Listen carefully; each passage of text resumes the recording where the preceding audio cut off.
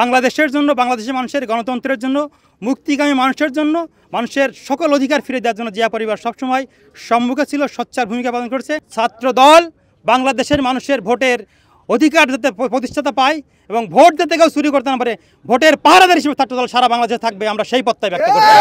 7ই November জাতীয় বিপ্লব এবং সংহতি দিবস, শহীদ প্রেসিডেন্ট জিয়াউর রহমান এবং বাংলাদেশের স্বাধীনতা সার্বভৌমত্বের যারা পরিপন্থী ছিল তারাই কিন্তু 3রা নভেম্বর শহীদ প্রেসিডেন্ট জিয়াউর রহমান দেশীয় এবং কিছু বিপদগামী সৈনিক এবং দেশি বিদেশি ষড়যন্ত্রের চক্রান্তে শহীদ প্রেসিডেন্ট জিয়াউর রহমানকে কিন্তু বন্দী করেছিল সপরিবারে। এবং বাংলাদেশের জনগণ স্বাধীনতার জন্য, সার্বভৌমত্বের জন্য এবং শহীদ প্রেসিডেন্ট জিয়াউর রহমানের আদর্শে বলিয়ান হয়ে তাকে কিন্তু সিপাহী জনতা একসাথে মিলে কিন্তু 7 নভেম্বর তাকে এই বন্দিদশা থেকে মুক্তি করেছিল বাংলাদেশের স্বাধীনতা সার্বভৌমত্বের স্বার্থে, বাংলাদেশের জনগণের স্বার্থে।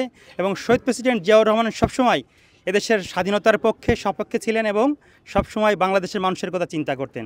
এবং যারা বাংলাদেশের মানুষের কথা চিন্তা করতো না এবং যারা বাংলাদেশ পরিপন্থী ছিল তারাই কিন্তু শহীদ প্রেসিডেন্ট জিয়াউর রহমানকে এই দেশি বিদেশি ষড়যন্ত্রে বন্দী করেছিল কিছু বিপদগামী সৈনিক।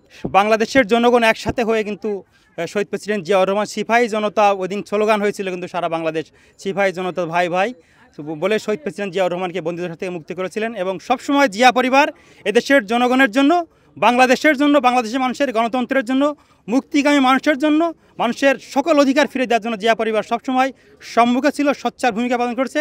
সেটা শহীদ প্রেসিডেন্ট জিয়াউর রহমান, দেশনেত্রী বেগম খালেদা জিয়া এবং এই 24 এসে আপনারা দেখেছেন যে তাদের সুযোগ্য সন্তান দেশনায়ক জনাব তারেক রহমান বিদেশে থেকে বাংলাদেশ থেকে কিন্তু তাকে বিতাড়িত করা হয়েছিল। বাংলাদেশ থেকে তাকে রাজনীতি থেকে তিনি না করতে পারেন, সকল ষড়যন্ত্র করা হয়েছিল 1/11-এ। কিন্তু তারপরেও উনি শহীদ প্রেসিডেন্ট জিয়াউর রহমানের সন্তান, দেশনেত্রী বেগম খালেদা জিয়ার সন্তান, বিদেশে থেকে কি করে বাংলাদেশের মানুষের জন্য কাজ করা যায়, স্বাধীনতার সার্বভৌমত্বে মানুষকে উদ্বুদ্ধ করা যায়, সেই লক্ষ্যে কিন্তু কাজ করে গেছেন। এবং আমরা আবারও ফ্যাসিবাদ মুক্ত বাংলাদেশ পেয়েছি 24-এ এসে।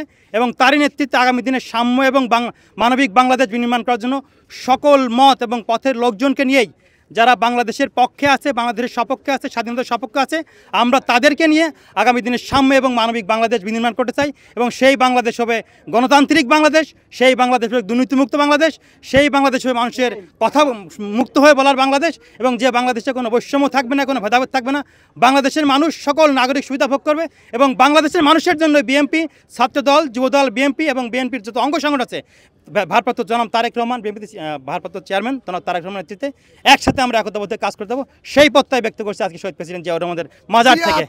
17 বছর কিন্তু বাংলাদেশের মানুষ ভোট দিতে পারেনি। ভোটের একটা আক্ষেপ আছে মানুষের মাঝখানে যে ভোট দিতে চাই।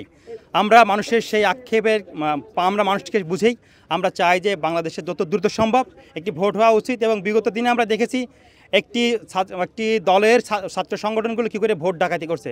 ছাত্র দল বাংলাদেশের মানুষের ভোটের অধিকার যাতে প্রতিষ্ঠাতা পায় এবং ভোট দিতে কেউ চুরি করতে না পারে, ভোটের পাহারাদার হিসেবে ছাত্রদল সারা বাংলাদেশে থাকবে, আমরা সেই প্রত্যয় ব্যক্ত করছি। আমরা সবসময় এদেশের মানুষের পক্ষে, স্বাধীনতার পক্ষে, সার্বভৌমত্বের পক্ষে এবং মানুষের কথা বলার পক্ষে, যেটা ন্যায়ের পক্ষে আমরা সবসময় ছিলাম। ভোট দেওয়া মানুষের মৌলিক অধিকার, এই অধিকারের পক্ষে আমরা সোচ্চার থাকবো। বাংলাদেশের মানুষ যাতে ভোট দিতে পারে নির্বিঘ্নে, সেই লক্ষ্যে ছাত্রদল কাজ করে যাবে।